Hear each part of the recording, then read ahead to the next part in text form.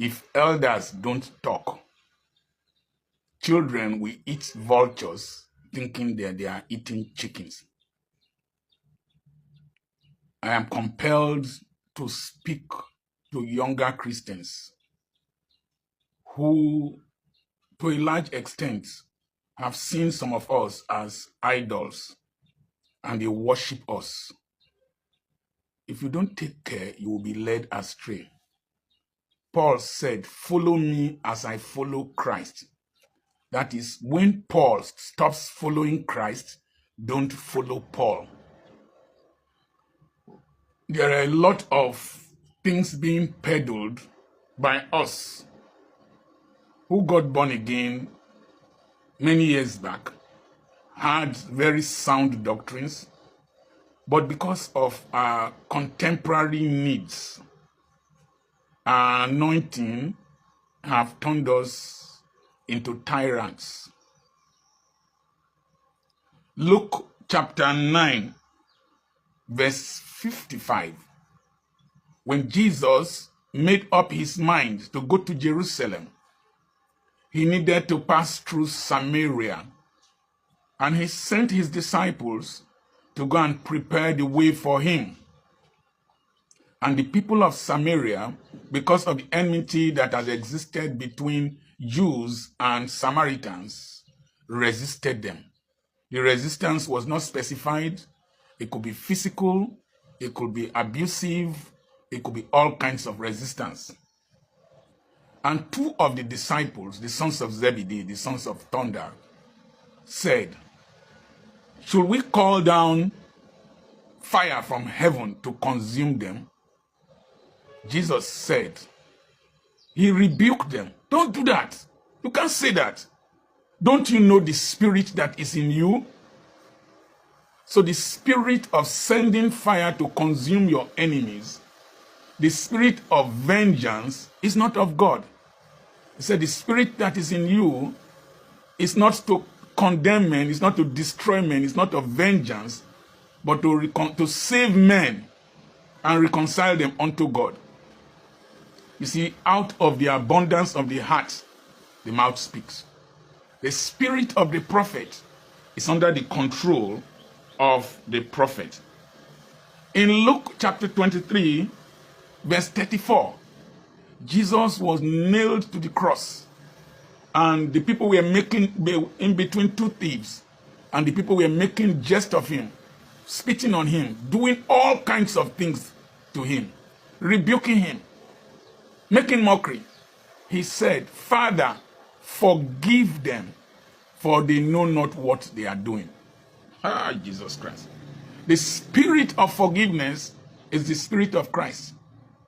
The spirit of unforgiveness is the spirit of the devil. After all, I was preaching in Refined People's Assembly in Port Harcourt. And I was telling Daddy Ken he was celebrating his 45th birthday and 25 years anniversary. And I was telling him, in particular, and the congregation at large, that when Jacob met God, God changed his name from Jacob to Israel. Jacob is the selfish person, the personal interest person, the contentious person, the person who is ready to usurp and think of only himself. The Jacobic church thinks of only my congregation. It does not think about the generation he belongs to. The Jacobic church thinks of my congregation, my denomination. It does not think about the nations. You must grow as a man of God beyond your congregation and think about the generations you are in and the ones unborn. You must think about beyond your denomination and think about the nations. I told him that when Jacob was going towards Esau, he was still going with his trickery. He put the children of the servants in front, separated them with people like that, then put Benjamin and Joseph, the children of his beloved wife, at the back. He was ready to sacrifice the first set of people for his personal interest. But when he met Esau, and that's one of the statements in the Bible that frightens me, Because sometimes the flesh in me will want to manifest like Jacob. Esau had forgiven Jacob, who took his birthright, who took his blessing, who he was angry against. He had forgiven him. And Jacob brought bribes, brought gifts, brought whatever. Esau said, keep your own. I have more than enough. Church folks, listen to me. Everything we have preached to you, you sow seed, you give tithes, you do this, you do that. Esau, that God despised, that God did not prefer, had more than enough. Had more than enough. In fact, his children were called dukes, even before the children of Jacob. And so most of what we preach to you, that it will make you get these earthly things, is not correct. How did the man cursed by God,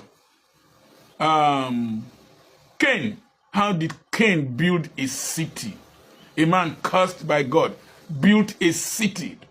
You, with all your tithes and your offerings and your sacrifices, have you built a self-contained flat? A bed-sitter? There are mysteries of the kingdom beyond what we are preaching to you. Mysteries of the kingdom beyond what we are preaching to you. And you better be ready to learn. So if your spirit as a pastor, your spirit as a man of God, is not better than that of Esau, that forgave Jacob despite all he did to him, question your spirit, man of God. Question your spirit. The next thing was, one of the disciples of Christ, when they came to arrest Christ, he brought out his sword, cut off the ear of one of the servants, soldiers that came to arrest him. And Jesus said, put back your sword. Pastor, put back your sword. Put it back. Jesus said, if I have at my disposal 12 legions of angels. You don't understand the Bible. 1 legion is 6,000 soldiers. 12 legion is 72,000 angels. Only one angel can destroy the whole city. Only one angel can destroy a whole city. Not to talk of 72,000 angels. And so, Jesus was telling the disciple, put the arm of flesh away. Put the machinations of men away. I have the authority to call down 72,000 angels to consume these people. But I will not, so that the scriptures be fulfilled. Jesus cradled in a manger, gentle child of gentle mother, living as a homeless stranger, give us grace to persevere. I'm preaching to myself, not any person. You see, if you don't have the grace to persevere, you can't marry. You can't marry well.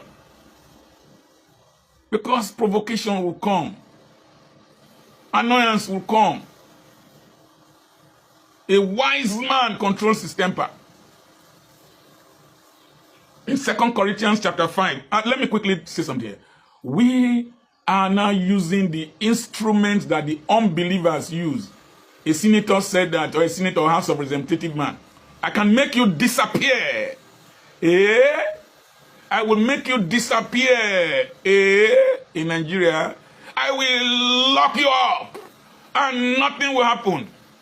Man of God, we have become the judiciary who determines who is locked up. We have become the police. They are in our pockets.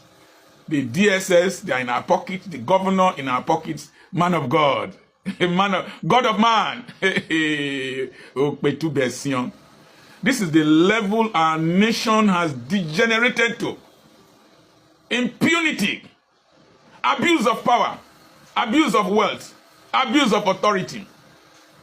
Not the Christ that was preached to us. Oh, how many things were said about Jesus?